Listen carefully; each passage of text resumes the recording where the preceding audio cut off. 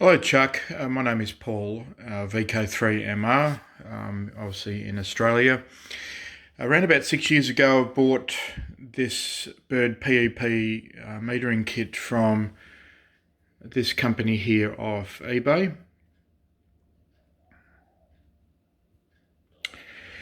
And everything worked fine on the kit. I'm not a commercial user. I'm just a part-time radio enthusiast. So put it away in storage, brought it out of storage, started using it, and then it stopped working.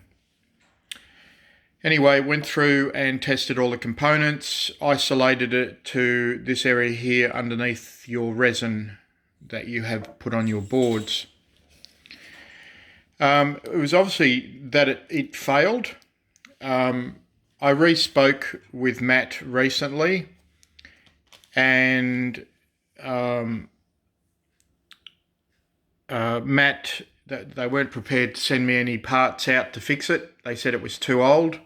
The point here is that by the time we get parts out here to Australia, this board costs just on $300 Australian. Now, it's a lot of money for such. The response that I got from Matthew was, it's not worth all the effort to go and repair it. Well, it is to some people. So the other day I removed all of the resin and the components off the board. As you can see, and all I'm wanting is the parts to populate the board and which parts go where, just a diagram. I went through and found that two of the resistors were well below value, so I put two new resistors in here. And so that's really what I'm after.